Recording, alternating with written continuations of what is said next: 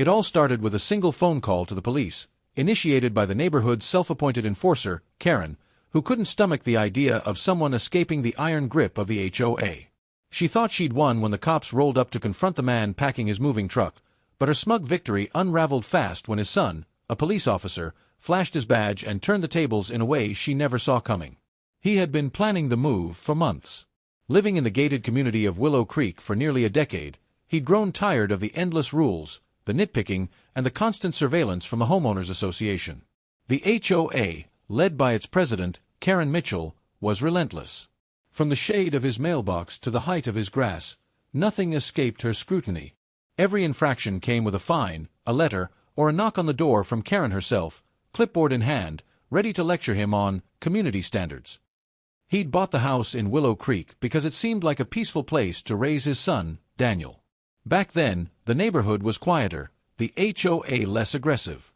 But over the years, Karen had turned it into her personal fiefdom. She'd patrol the streets in her golf cart, noting violations with glee. Neighbors whispered about her, but few dared to challenge her. She had a knack for making life miserable for anyone who crossed her, and she knew it. He wasn't confrontational by nature. He paid his dues, mowed his lawn, and kept to himself. But the constant micromanagement wore him down. The final straw came when Karen issued a $200 fine for a basketball hoop Daniel had set up in the driveway. Daniel, now 28 and a police officer in a nearby city, hadn't even been living there full-time. He'd just come over to shoot hoops with his dad one weekend. Karen claimed the hoop was an eyesore and violated HOA bylaws. When he appealed the fine at a board meeting, Karen smirked and said, "Rules are rules. If you don't like them, you're free to leave." That was the moment he decided to do just that. He put his house on the market, found a buyer within weeks, and started packing. The new place was a modest home in a neighborhood without an HOA, where he could park his truck wherever he wanted and paint his front door any color he pleased. Freedom was so close he could taste it. The moving day was set for a Saturday in June. He'd rented a truck, enlisted Daniel's help, and spent the morning loading boxes. Neighbors watched from their windows, some waving goodbye, others too afraid of Karen's wrath to show support. By noon, the truck was half full, and he was sweating through his shirt, but he felt lighter than he had in years. Every box he carried out was a step toward leaving Willow Creek, and Karen behind. That's when Karen's golf cart screeched to a stop in front of his house. She stepped out, her sunglasses perched on her head, her phone already in hand. "You didn't submit a moving request form," she said, her voice sharp. "Per HOA regulations, all moves must be approved in advance." He wiped his brow and looked at her, incredulous. "I'm selling my house, Karen. I don't need your permission to move out." Her eyes narrowed. "That's where you're wrong. The HOA has jurisdiction over all activities in Willow Creek, including moves. You're causing a disturbance, blocking the street with this truck. I've already notified the board, and I'm calling the police if you don't stop." He shook his head, too exhausted to argue. "Do what you gotta do, Karen. I'm leaving." She scoffed and dialed 911, her voice rising as she spoke to the dispatcher. "Yes, there's an unauthorized move happening at 1423 Willow Lane. The resident is violating HOA rules and creating a public nuisance. Send someone immediately." Daniel, who'd been carrying a coffee table to the truck, overheard the call and set the table down. "Dad, what's she doing now?" he asked, his tone calm but edged with irritation. "She's calling the cops," he replied, shrugging. "Let her. We're not breaking any laws." Daniel's jaw tightened, but he said nothing. He went back to loading the truck, keeping an eye on Karen as she paced the sidewalk, narrating the situation into her phone like she was directing a crime scene. Within 15 minutes, a police cruiser pulled up. Two officers stepped out, one older with a weathered face, the other younger and visibly annoyed at being called out for what seemed like a trivial matter. Karen rushed toward them, her hands flailing. "Officers, thank goodness you're here. This man is breaking multiple HOA regulations. He's moving without approval, blocking the street, and causing a disturbance. I demand you stop him." The older officer, whose name tag read Sergeant Reynolds, glanced at the moving truck, then at Karen. "Ma'am, let's take this one step at a time. Moving out isn't a crime. What exactly is the issue here? Karen's face reddened. The issue is that he's violating our bylaws. The HOA has strict rules about moves, and he didn't follow them.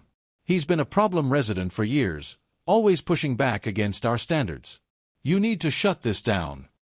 Sergeant Reynolds turned to the man, who was leaning against the truck, arms crossed.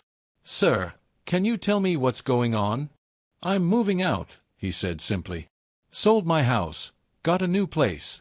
Been packing all morning. She's upset because I didn't ask her permission, but I don't need it. The house is sold, and I'm not part of the HOA anymore. Karen interrupted, her voice shrill. That's not true. You're still under our jurisdiction until the sale is finalized, and even then, you can't just do whatever you want. Officers, he's trespassing on HOA property by parking this truck here. The younger officer, whose name tag read Officer Patel, raised an eyebrow. Trespassing?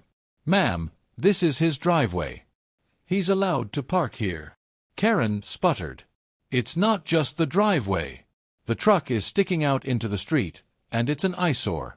Our community has standards, and he's ruining our property values. Sergeant Reynolds sighed and rubbed his temple. Ma'am, I understand you're upset, but this doesn't sound like a police matter. HOAs can't override property rights. If he owns the house, he can move out. Karen's eyes widened, and she jabbed a finger toward the man. This is unacceptable. I've lived here for 20 years, and I've never seen such blatant disrespect for our rules. If you won't do your job, I'll escalate this to your supervisor. That's when Daniel stepped forward, wiping his hands on his jeans. He'd been quiet until now, watching the exchange with a mix of amusement and frustration. Excuse me, officers, he said, his voice steady. Mind if I weigh in? Sergeant Reynolds nodded. Go ahead, son. Daniel reached into his back pocket and pulled out a leather wallet. He flipped it open, revealing a gleaming police badge. I'm Officer Daniel Carter, with the Riverton PD. This is my dad. We're just trying to get him moved out today. He's not breaking any laws, and I can assure you, this truck isn't a public nuisance. Karen's mouth dropped open, her phone slipping slightly in her hand. You're a cop, she stammered. Yes, ma'am, Daniel said, his tone polite but firm. And I've been listening to you accuse my dad of all sorts of things that don't hold up. The HOA doesn't have the authority to stop someone from moving out of their own home. You're wasting these officers' time. Sergeant Reynolds looked at Daniel's badge, then at Karen, who was now visibly flustered. Well, this changes things, he said, a faint smile tugging at his lips. Officer Carter, you're saying this is your father's property, and he's within his rights to move? Absolutely, Daniel replied. The sale's been finalized. He's got all the paperwork. There's no trespassing, no nuisance, no violation. Just a man trying to start fresh. Karen's face turned beet red. This is outrageous. You can't just flash a badge and get away with breaking rules. I'm filing a complaint with your department. Daniel didn't flinch. You're welcome to do that, ma'am. But right now, you're the one escalating this unnecessarily. You called the police on a non-issue, and you're borderline harassing my dad. I'd suggest you step back and let us finish. Officer Patel, who'd been silent, finally spoke. Ma'am, I'm inclined to agree. This doesn't sound like a criminal matter. If you have an issue with the HOA rules, you can take it up in civil court. But we're not here to enforce private bylaws. Karen's voice rose to a near screech. Civil court? I shouldn't have to go to court to enforce our rules. This is my neighborhood, and I won't let some rule breaker ruin it. She stepped closer to Daniel, pointing a finger in his face.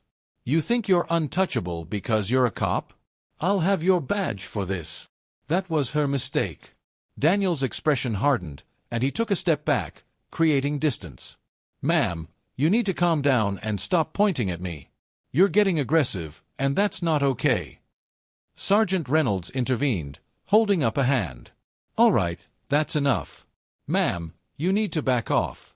You're not helping your case by yelling and pointing fingers. Karen didn't listen. She was too far gone, her frustration boiling over. I'm not backing off. This is my community, And I'm protecting it. You're all in on this, aren't you? Cops covering for cops. She shoved her phone toward Daniel, as if recording him would change the situation. I'm posting this online. Everyone will see how corrupt you are. Daniel stayed calm, but his voice carried authority. Ma'am, you're now interfering with a police interaction and making threats. I'm asking you one more time to step back and stop. Karen laughed, a bitter, mocking sound. Interfering? You're the one breaking the law. I'm calling your supervisor right now. She started dialing, but her hands were shaking, and she fumbled the phone. It fell to the ground, the screen cracking. She let out a scream of frustration and lunged to pick it up, bumping into Daniel in the process. That was the line.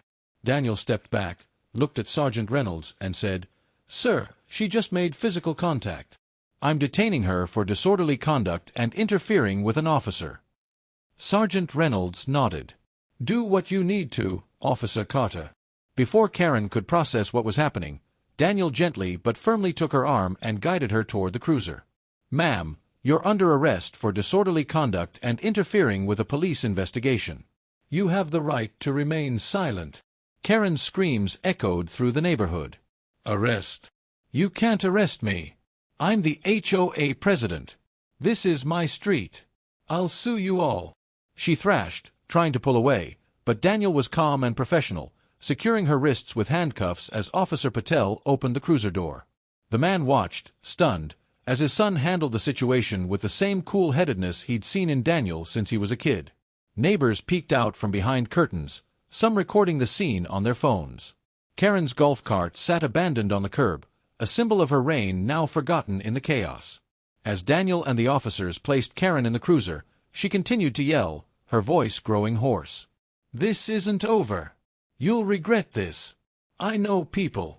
But her threats fell flat. The officers had heard it all before. Sergeant Reynolds approached the man, who was still standing by the truck. "Sorry about the drama, sir. Sounds like you're better off getting out of here." He nodded, a small smile forming. "You have no idea."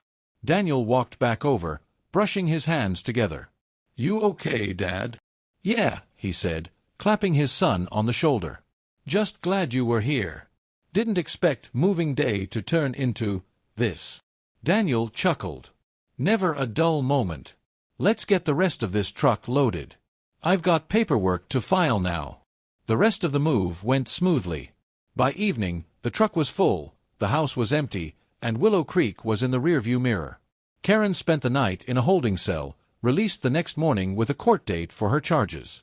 Word spread through the neighborhood, and the HOA board quietly voted to replace her as president. Her golf cart was towed, and her reign of terror came to an unceremonious end. He settled into his new home, free from HOA rules and Karen's wrath. Daniel visited often, sometimes in his patrol car, a reminder to any lingering busybodies that he wasn't someone to mess with. The story of Karen's meltdown became legend in Willow Creek, a cautionary tale about what happens when you push too far.